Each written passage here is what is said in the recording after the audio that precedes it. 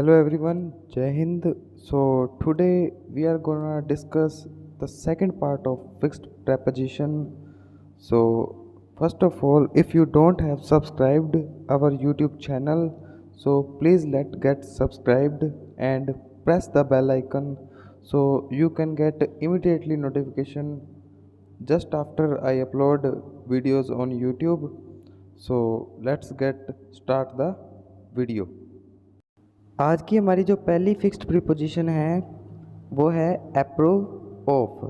हम अक्सर गलती करते हैं, हम सेंटेंस को जब हिंदी में बनाते हैं तो अप्रूव के साथ फॉर लगा देते हैं या कोई और प्रेपोजिशन लगा देते हैं जिससे कि गलत हो जाता है।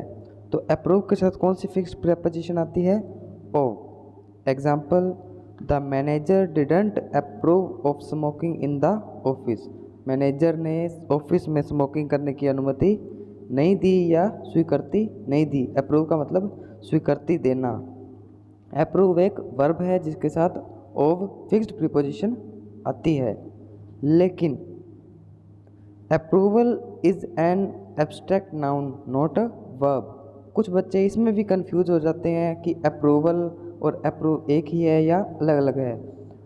तो दोस्तों, अप्रूव एक वर्ब है जबकि अप्रूवल एक एब्स्ट्रैक्ट नाउन है। One another point I just got remembered कि कुछ लोग अप्रूव के बाद जो ऑफ प्रीपोजिशन है उसको ओमिट कर देते हैं, हटा देते हैं, जबकि ऐसा करना बिल्कुल ही गलत होता है।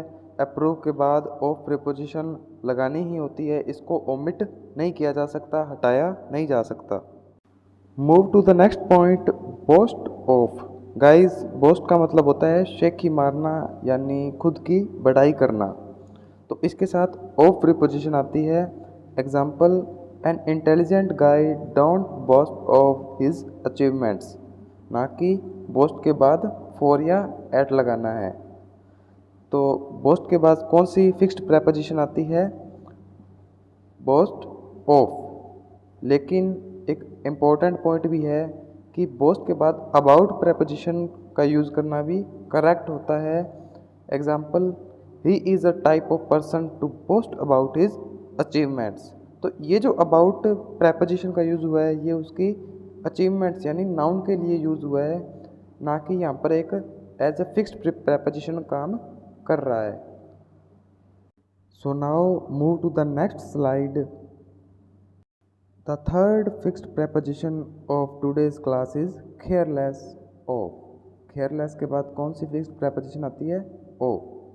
Example, he is careless of his studies। वह अपनी पढ़ाई के प्रति लापरवाह है।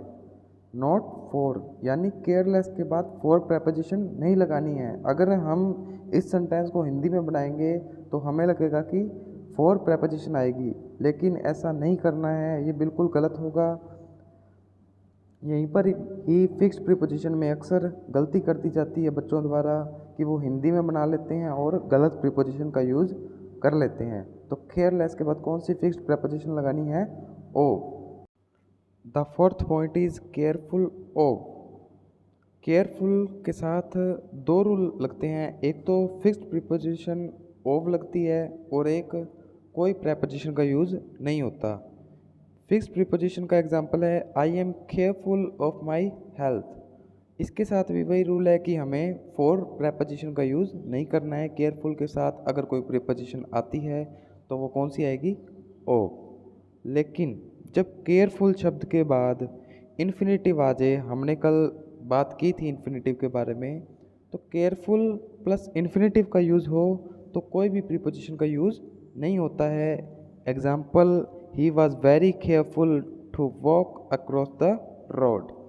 मैं आपको ये बात फिर से बता दूं कि टू वॉक इन्फिनेटिव का एक पार्ट है, टू भी एक इन्फिनेटिव का पार्ट है। टू यहाँ पर एज अ प्रेपोजिशन यूज़ नहीं हो रही है, इस बात का ध्यान रखिएगा। केयरफुल के बाद यहाँ पर कोई भी प्रेपोजिशन यूज़ नहीं हुई है क्योंकि टू वॉक एक इन्फिनेटिव का यूज़ हुआ है, इसलिए केयरफुल के बाद ऑफ फिक्स्ड प्रेपोजिशन का यूज़ नहीं हुआ है। सो आई होप गाइज आपको आज के रूल्स अच्छी तरह से समझ में आ गए होंगे। You can share the video with other students who wants to learn English in an effective way. So that was all about today, guys. Thank you so much. Have a wonderful day.